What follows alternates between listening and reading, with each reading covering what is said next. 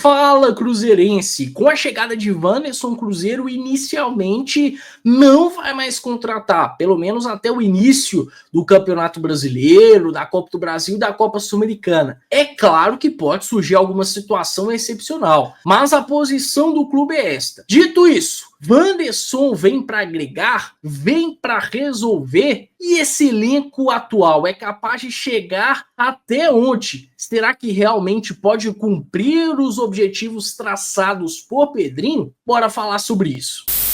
Cruzeirense, eu mais uma vez te agradeço por estar aqui no Fala Caio Fábio. Para mim é uma honra imensa. Na última sexta-feira, o Cruzeiro anunciou a contratação de Wanderson, o 11º reforço do Cruzeiro para 2025. Ele chegou justamente no último dia da janela de transferências e assinou o contrato até dezembro de 2027. O Cruzeiro contratou o jogador junto ao Internacional e por lá, em 2025, ele vinha sendo titular. Gostei do movimento do Cruzeiro, já adianto isso. Principalmente pela composição, acho que ficou de ótimo tamanho. O Leonardo Jardim pediu um extremo para o Cruzeiro e o clube trouxe em ótimas condições, inclusive deixando um prejuízo para trás. Claro que o Cruzeiro não iria receber o pagamento de Wesley. O Inter não tem pagado ninguém e o Cruzeiro não seria um privilegiado, né? O caso há alguns meses está na CNRD, mas a gente sabe bem como que o órgão funciona. O Cruzeiro, inclusive, é prova disso, né? Já há algum tempo acionou a CNRD para receber uma grana em torno da transação de Vitor Roque ao Atlético Paranaense, mas nada até então aconteceu. E anos já se passaram. Então o Inter não iria pagar, a CNRD não iria resolver, e com isso acho que o Cruzeiro encontrou uma boa solução, porque recebeu um jogador qualificado, um jogador que supre uma carência. Pode ser que tenha que investir uma quantia financeira, mas irrisória, como o próprio Pedrinho, a TV Band, deixou muito claro, ou até mesmo nem venha a ter que arcar com isso, porque pode ser que um jovem da base seja emprestado ao Internacional. Mas foi um movimento legal do Cruzeiro. E aí, falando sobre o Wanderson, acho que é bom a gente colocar em questão que é um cara que é pouco conhecido pelo torcedor brasileiro, porque de fato formou a sua carreira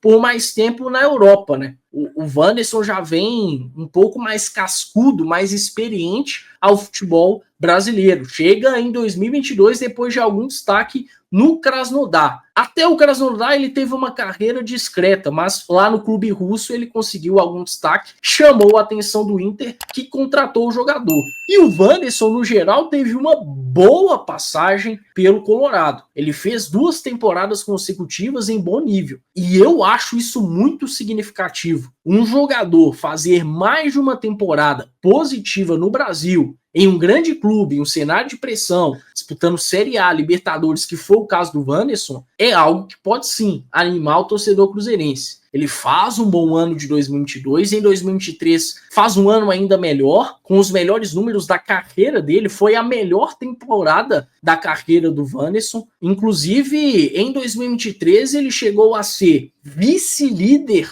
em gols do Internacional no Brasileirão e o segundo jogador com mais participações em gols do Inter no campeonato. Naquela temporada, o Inter até chegou à semifinal da Libertadores e o Wanderson era um titular da equipe. E aí chega 2024 e realmente o Wanderson não consegue manter o mesmo nível. Teve alguns problemas físicos, teve um no primeiro semestre, depois no segundo semestre tem mais um, alterna mais entre o time titular e o time reserva. E aí tem uma nuance importante que é a questão do Wesley. E aí muito cruzeirense pode falar, mas o Cruzeiro tá trazendo reserva do Wesley. Que argumento raso, né, gente? Porque quando a gente fala do Wesley de 2024 no Inter, não é o mesmo Wesley que jogou no Cruzeiro. Definitivamente não é. É outro jogador. Uma coisa seria o Wanderson ser opção ao Wesley do Cruzeiro. Aí, certamente, o cruzeirense poderia se preocupar. Mas não foi o caso. O Wesley foi um dos melhores pontas do futebol brasileiro em 2024. Ele conseguiu, no Brasileirão, fazer 11 gols. Foi o ponta esquerda com mais gols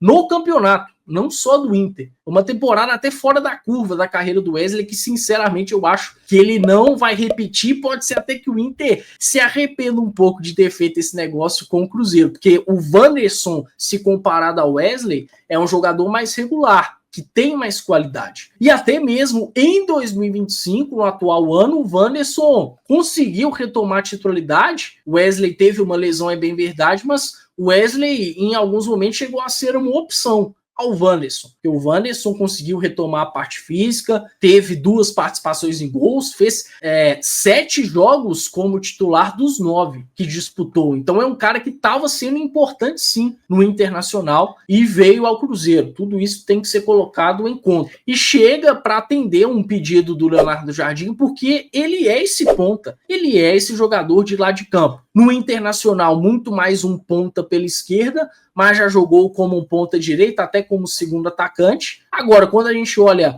para a carreira do Wanderson, especialmente o que ele fez no Krasnodar, ele jogou bastante pelo lado direito. E bem, conseguiu ir bem por lá. E a gente sabe que hoje, claramente, o Cruzeiro tem uma carência maior pelo lado direito. Afinal de contas, do outro lado, o Dudu vem bem. O Dudu é um cara que pode jogar pelo lado direito também. Se o Jardim optar por isso em algum momento, eu não acharia ruim. O último grande momento da carreira do Dudu foi em 2022, quando ele foi campeão brasileiro, e inclusive bola de prata, jogando pelo lado direito. Ele jogava pela direita, o Veiga atuava centralizado pelo lado esquerdo, o Gustavo Scarpa. Mas como o Dudu está bem adaptado pelo lado esquerdo, talvez o Jardim seja um pouco mais pragmático e venha apostar no Wanderson pelo lado direito. Só que pela direita tem Matheus Pereira, né? Ao menos se a gente for olhar a estrutura de jogo da última partida disputada pelo Matheus Pereira, ele atuou mais aberto pela direita, como um ponta direita, né? E aí se tem uma disputa. É claro que se o Matheus Pereira retomar o bom nível dele de 2024, não tem muita disputa, né? Ele é mais jogador do que o Wanderson. Mas será que vai retomar? Se ele não retomar, sinceramente, pode correr algum risco. Não porque o Wanderson seja mais jogador do que ele, mas porque é um jogador de qualidade que está mais acostumado a atuar por ali e parece bem animado com essa oportunidade de jogar pelo Cruzeiro. E vale lembrar que o Wanderson veio somente por conta do aval do Leonardo Jardim. Não dá para se esperar um Wanderson goleador, até porque o Wanderson não é um grande finalizador. Se ele não tem tantos gols na carreira, vai muito ao encontro disso. Mesmo assim, ele não deixa de ter qualidade. Ele tem um ótimo drible, 1 contra 1 bem interessante, é um cara bem vertical, que tem qualidade técnica, que tem inteligência, inclusive um bom cruzamento. O Cruzeiro ganha nesse sentido. Ganha com um jogador que sabe alçar bolas na área. Já teve algumas assistências assim no Internacional, até mesmo em bolas paradas. Tomara que o Wanderson nos ajude também nesse sentido. Então, tá muito claro que é um jogador de qualidade. Ele não seria procurado à toa por Vasco, por Palmeiras em 2025. É um cara que construiu uma certa relevância no futebol brasileiro. Acho sim que o Cruzeiro, em uma fase mais aguda da temporada, pode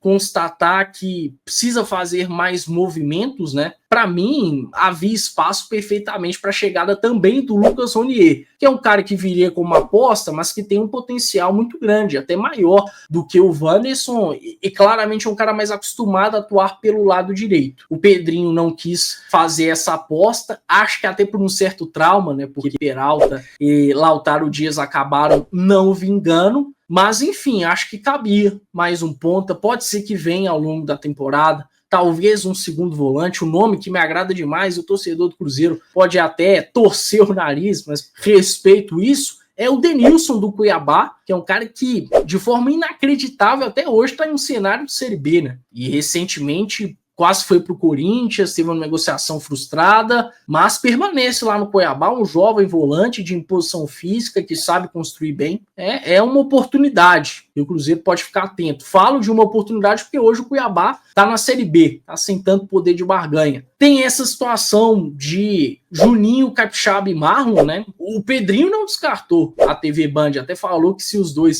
tiverem vontade, ele topa o negócio. E realmente seria muito positivo, né? Porque o Juninho não é um jogador espetacular, mas ele é melhor, é mais regular do que o Marlon. Mas aí são questões pontuais. Eu acho que, no geral, realmente, o elenco do Cruzeiro é qualificado, está em bom nível, e o próprio Jardim já constatou isso, né? Se ele pediu só um reforço, é porque ele acredita nessa força do elenco, ele acredita na capacidade dele de recuperar jogadores. E eu acho que a gente pode ver, quem sabe, a partir do início do Brasileirão, o Wallace tendo mais minutos, o Rodriguinho atuando mais, quem sabe o Gabigol atuando em melhor nível, o Caio Jorge, o próprio Matheus Pereira. Isso já vai ajudar demais, né? É um elenco que, de fato, tem qualidade. E para fechar, sobre os objetivos traçados pelo Pedrinho, né? Objetivos grandes, e não pode ser diferente. O Cruzeiro tem uma folha salarial de mais de 20 milhões de reais. Tem sim grandes jogadores de nome, tem uma grande estrutura. E é claro que tem que pensar alto, no topo. O Pedrinho, a TV Band, deixou claro que quer o Cruzeiro voltando à Libertadores e pelo menos conquistando uma das competições. Ele deixou claro isso para o elenco, né? Ele disse que falou com o elenco na reunião que ocorreu na segunda-feira passada. O Pedrinho até falou que estava com seu filho, o Pedro Júnior, que é vice-presidente, também com o Alexandre Matos, mas que ele fez questão de conversar com os jogadores e, dentre os assuntos, colocou esses objetivos. Toda instituição tem que ter metas, tem que ter objetivos, e eu acho que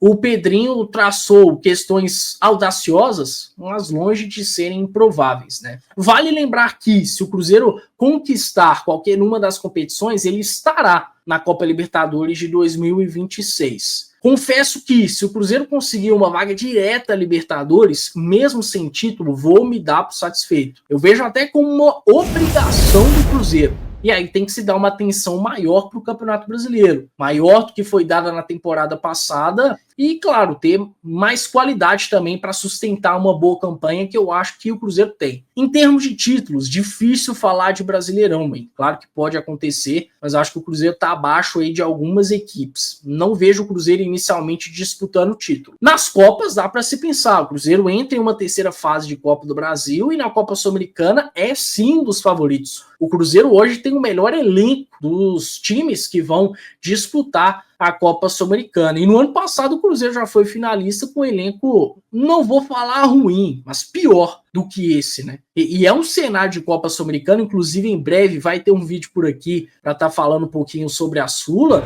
I'm patient. I can't wait.